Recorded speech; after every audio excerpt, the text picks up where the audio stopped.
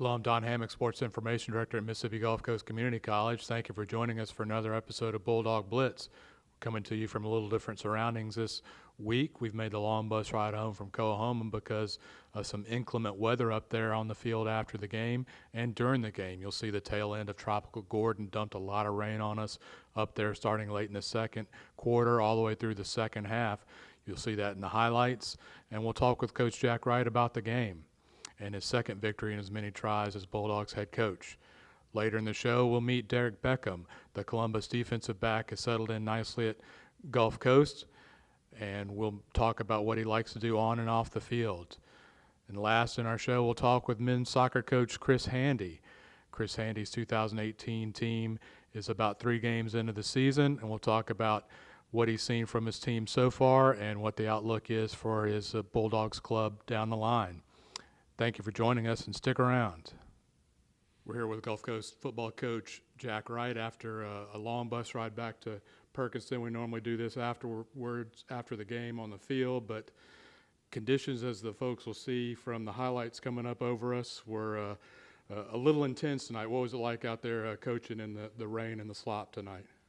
I was optimistic the whole first quarter and the first half. You know, the weather kind of held off, and then it kind of came in on us there late second quarter, and that's also just having finished watching the film, that's also kind of where our play got kind of sloppy too. So it definitely affected things, but you got to overcome some things. The weather's always one of those things it seems like you don't have any control over, but you got to push through.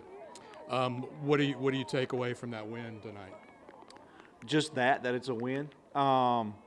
I've never really had a bad one, just to be honest with you. This league is hard. I've been in it for 9 years.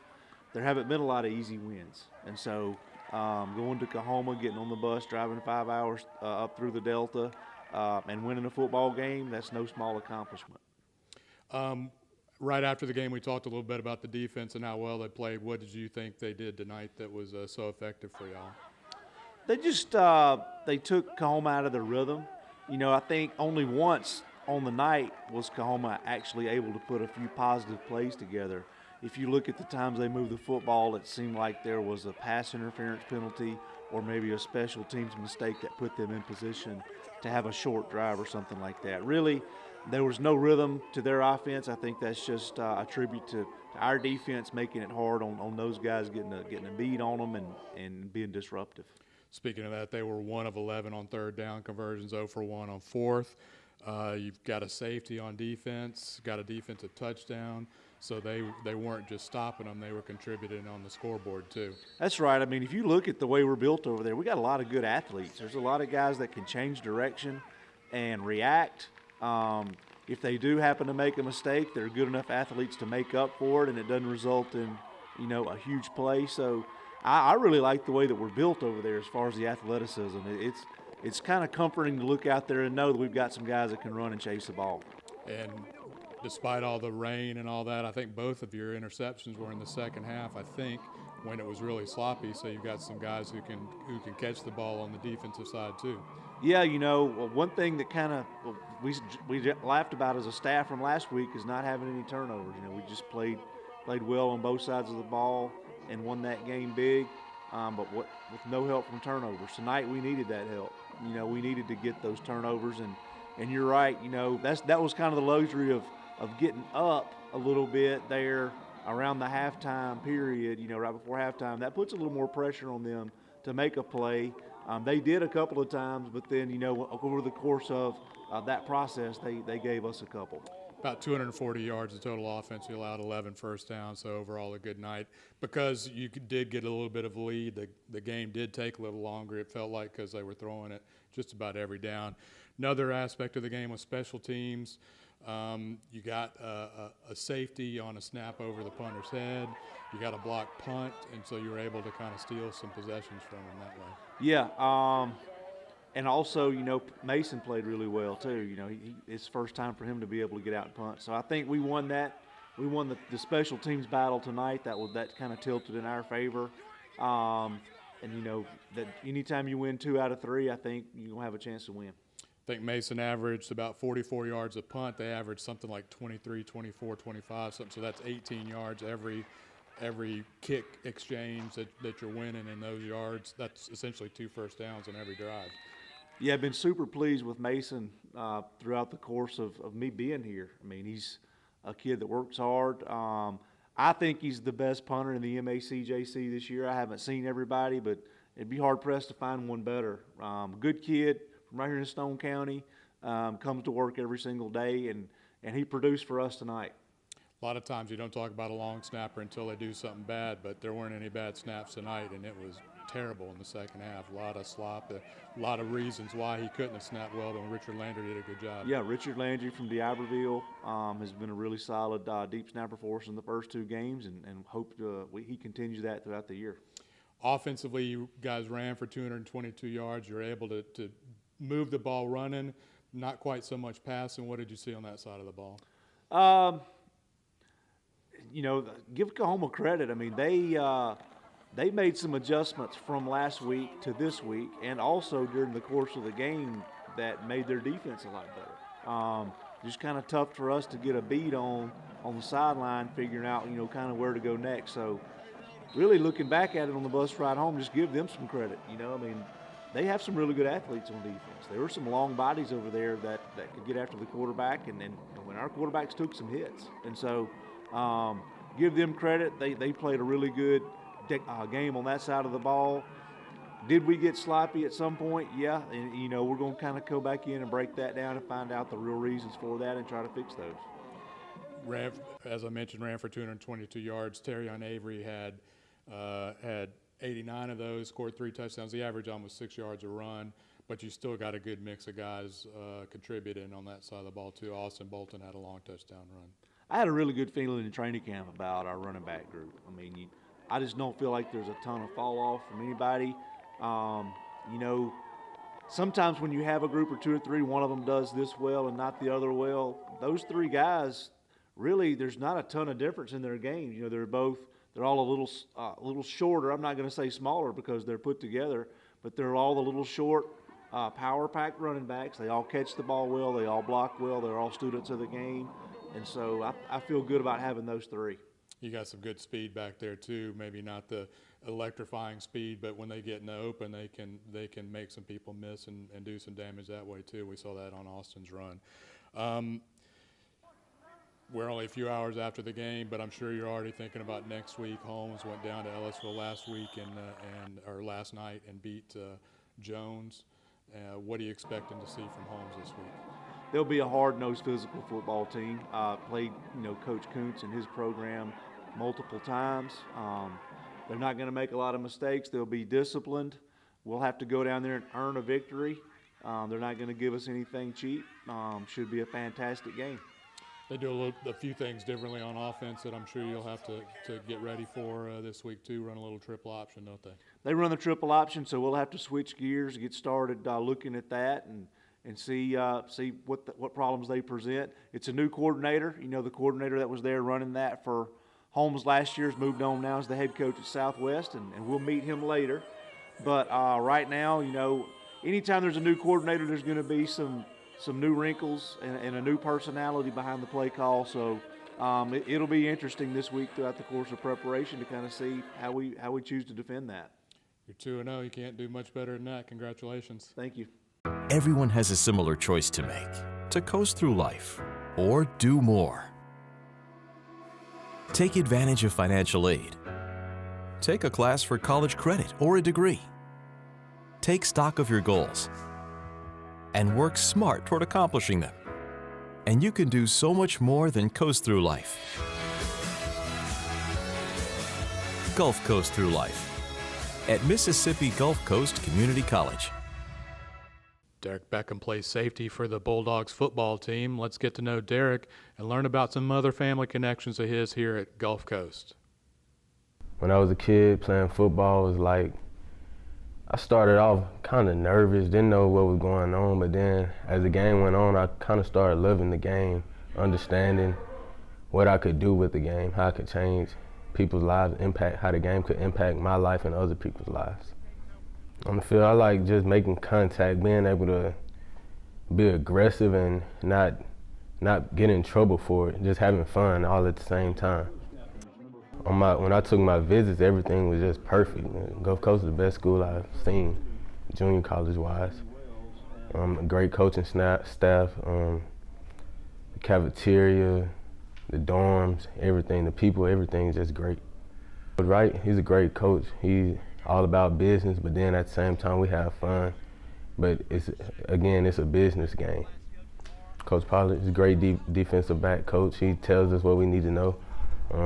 He leads us in the right direction on and off the field. Technique-wise, he's taught us a lot of technique, tackling, how to cover, things of that nature. The team chemistry is great. Everybody just bonds so well. I think that's what's going to make us so great this year, the chemistry that we have. Oh, we all brothers. It's a big group of brothers, man. Everything we talk about on and off the field is just we got a connection. The classes and the teachers are great teachers. They want you to learn. So as long as you go to class, you're going to learn. They're going to teach you what you need to know. And sometimes you don't know it, they'll take the extra step to teach you. The students around campus, great students, it's a great vibe. Everybody's friendly.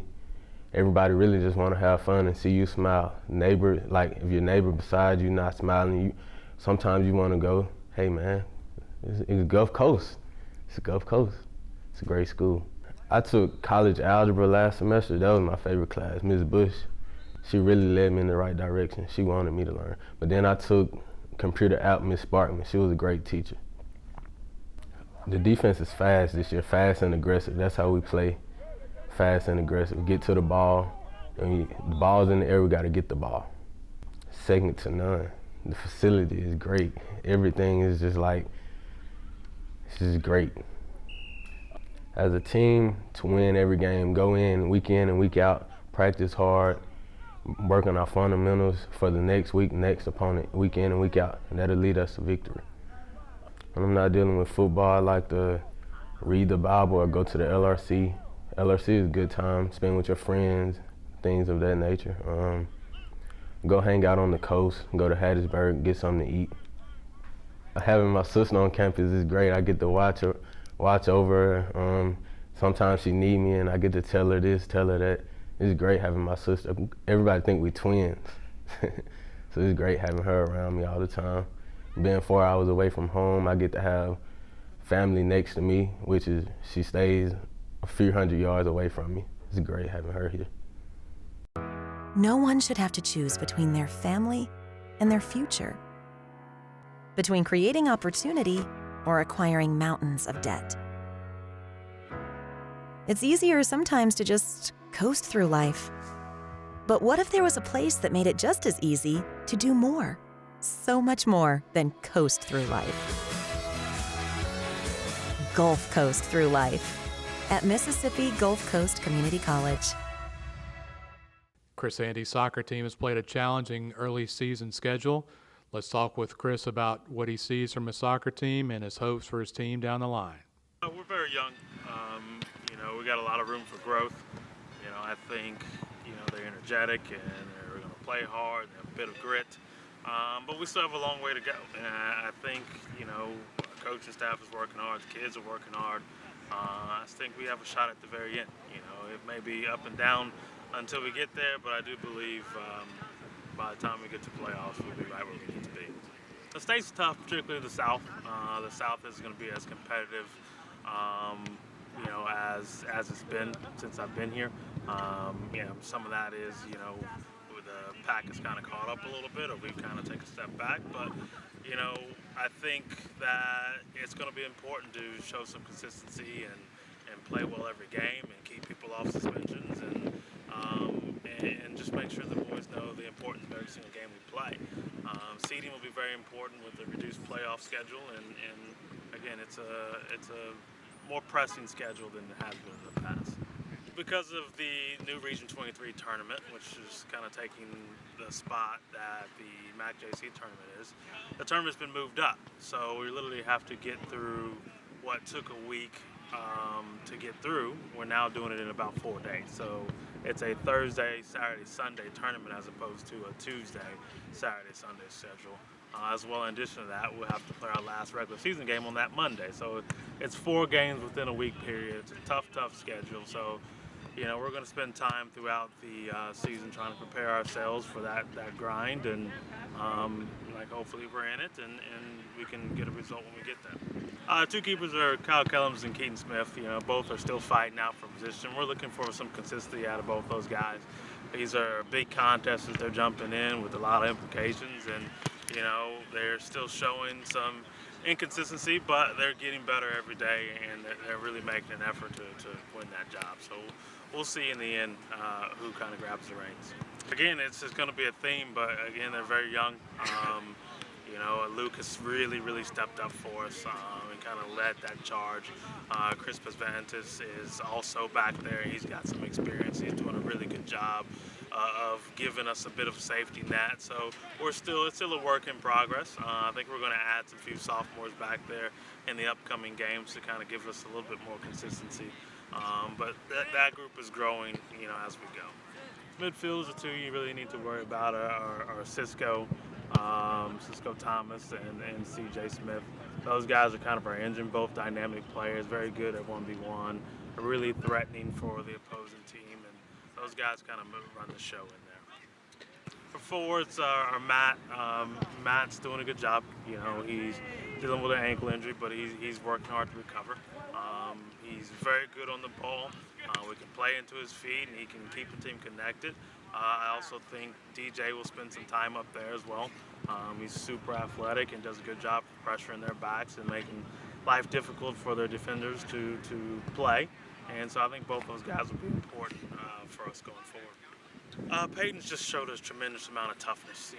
We thought he was going to be a good player for us coming in. He has surpassed those thoughts. We're really happy with what he's done. He's one of the few players who kind of plays with no fear, and he's going to have a major role in this team going forward for the next 2 years. The goal is always the same. That's to just play as long as we can. Our hope is to get to a state final and see where, it ends up. So we always map out a way to get there, whether that's finishing first in the South or finishing second or finishing third. We always map out a way to get there because that's our goal. And then once that job's done, to see where we can go from there, get to the region tournament, and then get to the district tournament, who knows. So this team, again, has a lot of fight. It has a long way to go and a long way to grow, but our goal is always the same, is to get there in the end. Our staff this year is doing a great job. I think this is the best year they've had as far as just make sure everything's done, making sure the players are getting better. Patrick, he's been with us for a long time, is still consistent with the goalkeepers, is consistent with the set pieces. He's really, giving us some experience behind the scenes. Quentin Walker is his 3rd year. He's doing a great job for us. He's a guy that the players can rely on, to give him a different outlook than I may give. And then Ethan, he's in his 2nd year, Ethan Pascal. He's just consistent. He kind of connects the piece, connects the circle. And again, our staff is kind of working really well together, and that's why I'm really encouraged about this team and the growth that they can take. Thank you for joining us for Bulldog Blitz. We'll see you next week after Gulf Coast entertains Holmes in a tough interdivision contest. See you next time.